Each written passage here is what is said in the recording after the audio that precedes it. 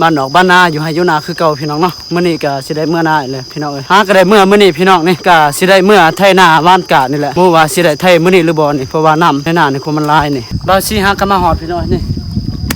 โอ้ยโคตรหนักเลยมาแต่พุ่นแต่ห้วยพุ่นแต่ห้วยพอกพุ่นแหละเนาะย่างมาพี่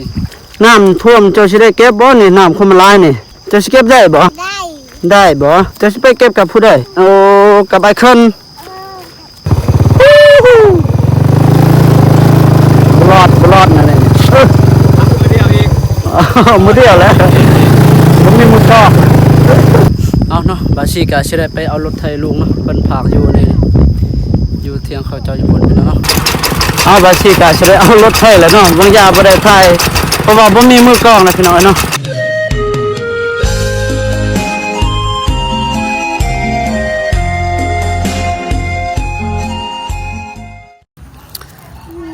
เอากลับสบายดีเด้อพ่อแม่พี่น้องเบิดสุขุสุขคนเนาะบ่ว่าพ่อแม่พี่น้องฝั่งลาวและพ่อแม่พี่น้องฝั่งไทยและต่างประเทศเนาะยินดีต้อนรับเข้าสู่2บ่าวซีส่วนบทลาวเช่นเก่าเช่นเคยพี่น้องเนาะมื้อนี้ก็บ่าวซีก็สิได้อัปเดตก็สิได้พาพี่พาน้องไปหับไปชมภาพบรรยากาศอยู่ให้อยู่หน้าอยู่บ้านนอกบ้านนาแหละพี่น้องเนาะก็สิได้เมื่อหน้าเมื่อไทยหน้าวันกะมื้อนี้พี่น้องเนาะมื้อนี้ก็เป็นมื้อวันที่28ขึ้นกับอันนี้วันศุกร์พี่น้องเนาะไปพี่น้องไปชมบรรยากาศอยู่หน้าพี่น้องเนาะนะโอเคบัดนี้เซ็ตสตาร์ทรถได้บ่บัดนี้เฮานี่เนาะโอ้ยากนะบ่มีขากล้องนะ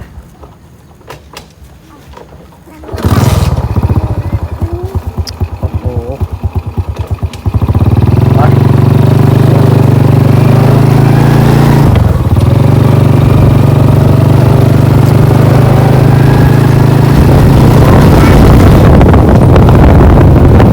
ดนเท่านึงบาซีได้เมื่อหน้าพี่น้องเนาะก็ได้เมื่อมื้อนี้พี่น้องบ่ฮู้ว่าน้ำในหน้ามันสิหลายหรือน้อยเนาะพี่น้องเนาะบาซีก็บ่ทันได้เมื่อยามนะ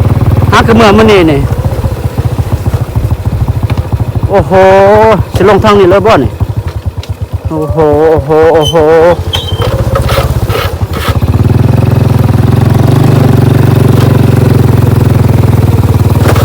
จะได้เมื่ออันนี้ไทยหน้าพร้อมกันกับอันนี้เนาะกับลุงวงเงินเพราะว่าลุงก็ได้เมื่ออันนี้เมื่อคนเขานี่บาชีก็จะได้เมื่อคนเขาคือกันนี่น้องโอ้ตายมันเจือก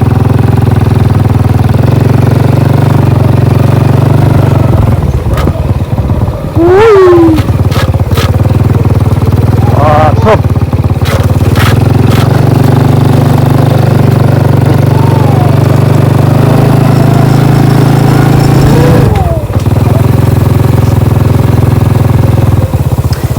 บาชีกาสิได้อัปเดตเนาะอยู่บ้านนอกบ้านนาบ้านเฮานี่แหละพี่น้องก็อันนี้ก็ฮอดฤดูในไทยไทยนาแหละพี่น้องเนาะฤดูฝนแหละบางครอบครัวก็ได้ว่านกาแหละพี่น้องเนาะยังแต่ครอบครัวเฮานี่แหละบ่ทันได้ว่างก็ได้เมื่อมื้อนี้นี่บ่ฮู้ว่าสิได้ไทยหรือบ่นี่ไปติดตามไปชมไปเบิ่งนำกันพี่น้องเนาะว่ามื้อนี้สิได้ไทยนาว่านกาหรือบ่พี่น้อง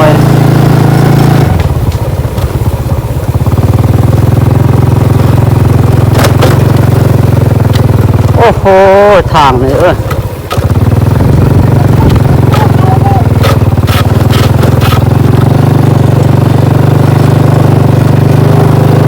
มันเป็นดินทรายนะนี่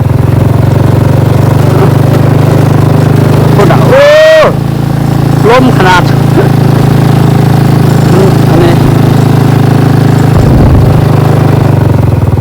ไปทางนี้นี่ได้บ่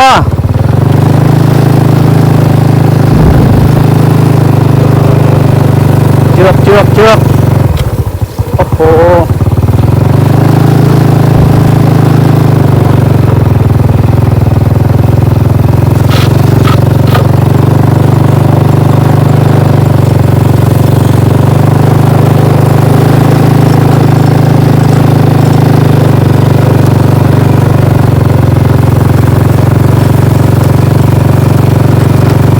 อ่อนมาดูเจ็บเอวเลยพี่น้อยเนาะ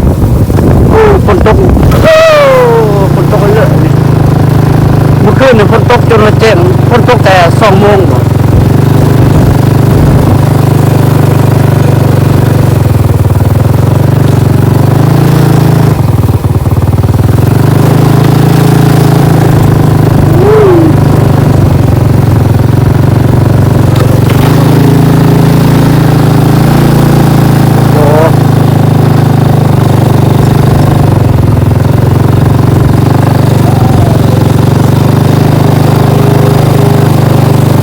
เส้นทางเมื่อหนานี่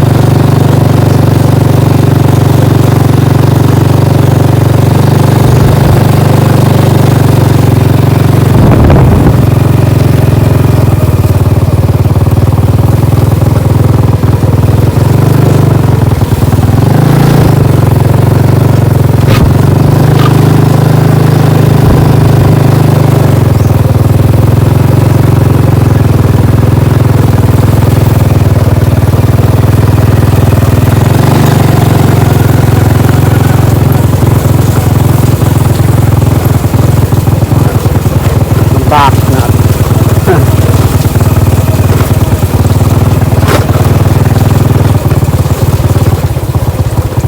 โอ้โหรถบ่มีแบบประจับ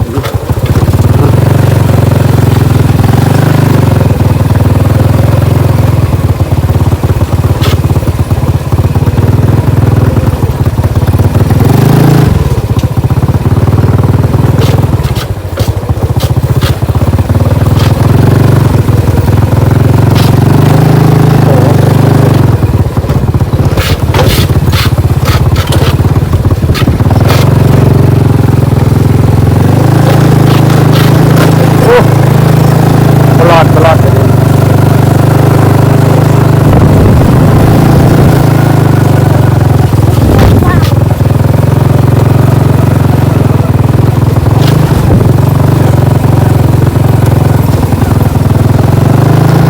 ปล่อยน้ำห้วยชิบะดีป่ะโอ้โอ้โอ้ตายไปได้พ่อ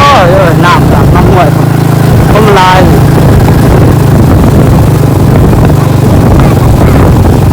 น้ำท่วมเพราะฉะนั้นวันนี้โจก็ได้เมื่อหน้าบอกคน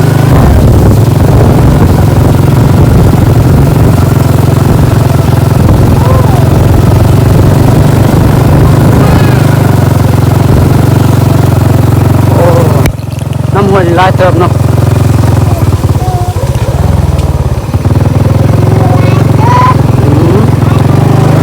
ลายเติมนะ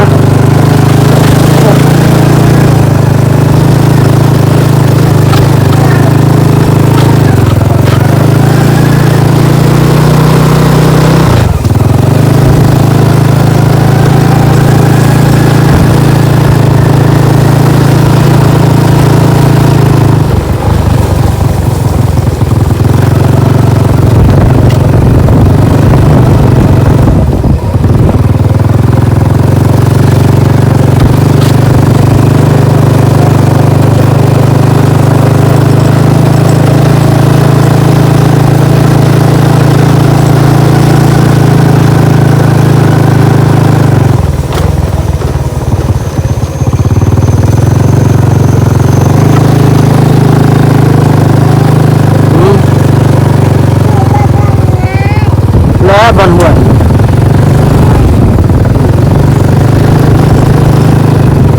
คุณเดินลงโอ้คุณขี่รถไวเนาะ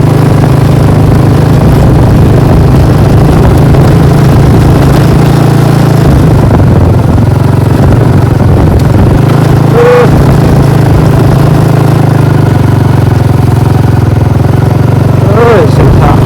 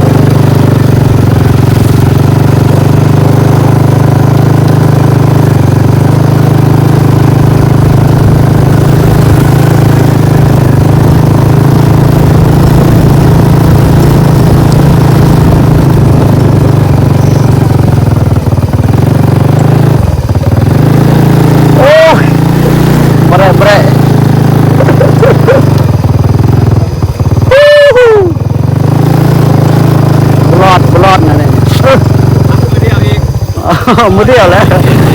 ผมมีมือชอบ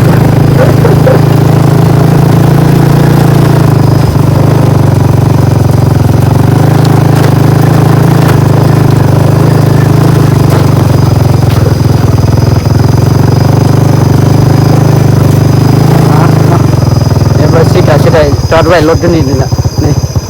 จะได้ข้ามอันนี้อีกเลยห่วยไปลง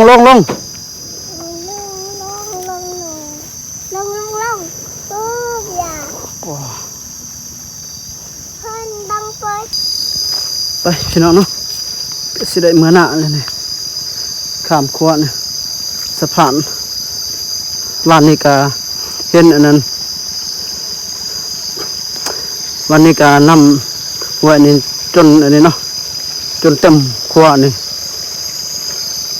น้ำท่วมหน้าวันนี้โอ้โหเป็นตะยะเนี่ยมันมืดเลย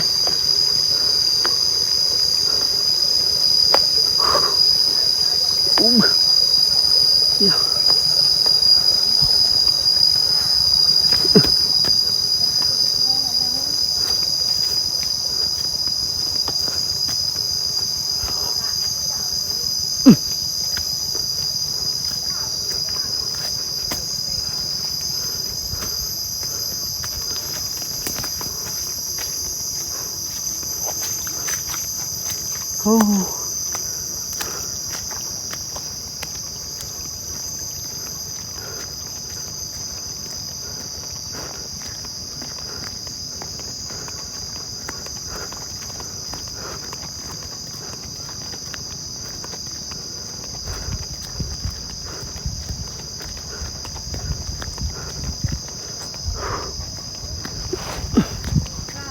โอ้หนัก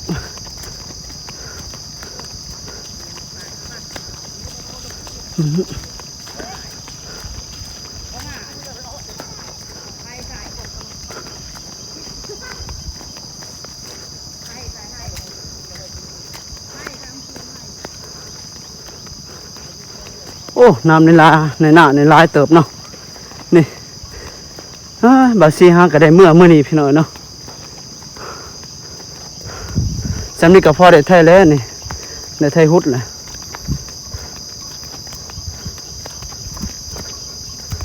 โอ้ยังไหวบ่ได้มันมืด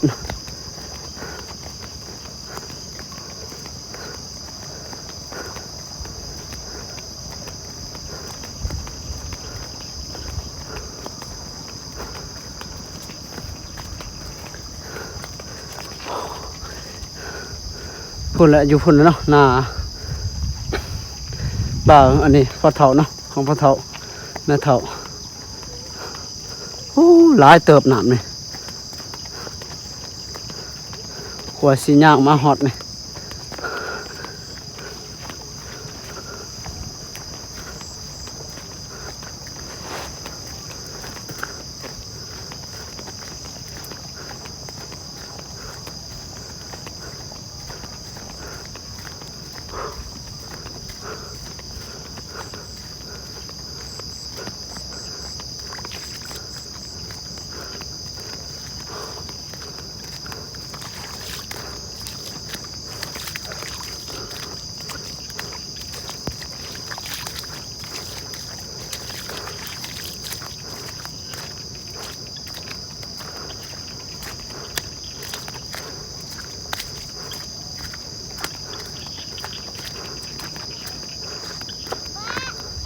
ฮะ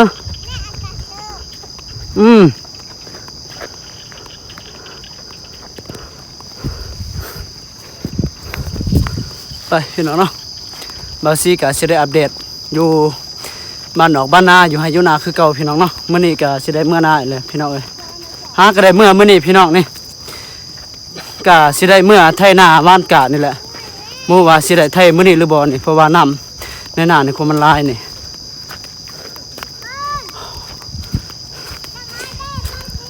แล้วก็สิได้อันนี้ซอยลุงผู้เงินเนาะเพิ่นคนเขานะทั้งเขาทั้งอันนี้ขาดนะเพิ่นได้เอามาเมื่อหน้ามื้อนี้นี่ก็สิได้ไปซอยเรานะอีต้นเพิ่นอันนี้เนาะคนผู้เดียวนะเขาคนมันหลายประมาณสอบปลายนี่แหละ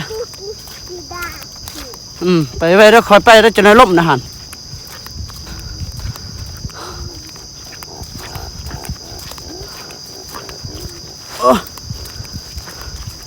บาซีก็แค่แน่เนาะเพราะว่าพ่อเฒ่าเด้อยังอันนี้เพิ่นนั่นติลุงบ่เงินนั่นผู้เดียวเนาะก็สิได้ไปไว้เขาในฮอดเที่ยงแล้วก็สิได้นี่ไปซอยลุงบ่เงินเพิ่น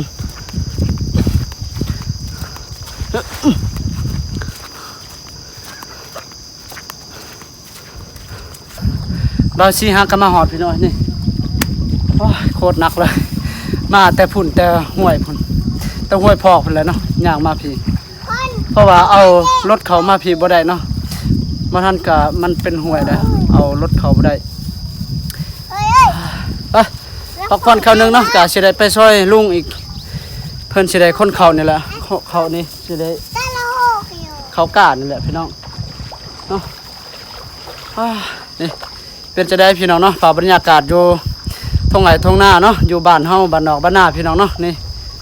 ภาพก็สวยงามเลยเนาะตอนเช้าๆนี่พี่น้องเอ้ยคุณละลุงกาหากำลังย่างมาเนาะกาจะได้ซอยเหล่าเด้อพี่น้องเอาเนาะบาชีกาจะได้ไปเอารถไถลุงเนาะเพิ่นพากอยู่นี่อยู่เทียงเขาเจ้าอยู่บนพี่น้องเนาะเพราะว่าเพิ่นอันนี้เพิ่นก็ไปเอาเขาเนาะบาซีกาว่าไปซอยได้เพราะว่าอันนี้มีคนซอยป่าเนาะแล้วก็อันนี้บาซีกาอันนี้ลุงก็บอกไปเอารถไถเนาะอยู่นี่อยู่เทียงเขาเจ้าพุ่นเลยไปพี่น้องไปชมภาพบรรยากาศอยู่ไฮอยู่นาพี่น้องเนาะอุ้ยบรรยากาศดีพี่น้องเอ้ยหาก็ได้เมื่อมื้อนี้ได้พี่น้องว่านี่ก็บ่ได้เมื่อเนาะเห็นแต่อันนี้ลุงบ่เงินเพิ่นใส่เมื่อเบิ่งนาเบิ่งน้ำในนาเขาโคมมันลายนี่ พุ่นแหละพี่น้องเนาะจะได้ไปเอารถไถพุ่นอยู่เที่ยงเข้าเจ้าพุ่นละ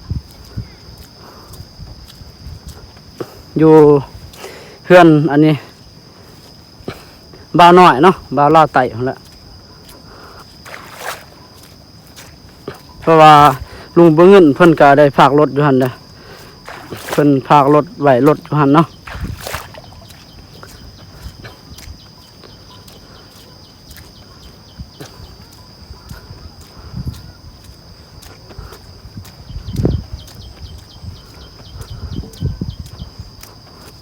บ่ฮู้ว่าอันนี้หน่อยบ่าวลาวไต่เพิ่นสิอยู่นี่หรือบ่นี่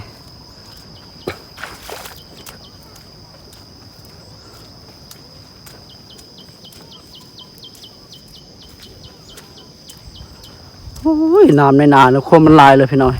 อันนี้มันเป็นน้องนะพี่น้องนะน้องเนาะน้ำโคมมันลายนี่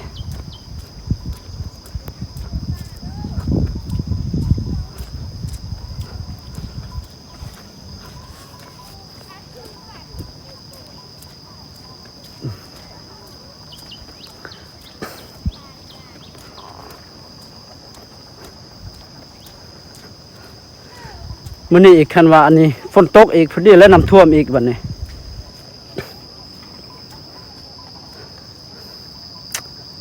โอ้ยเมฆขนาดโอ้นี่อันนี้ตะกาเขาเจาะเนาะเขาได้บ้านเลย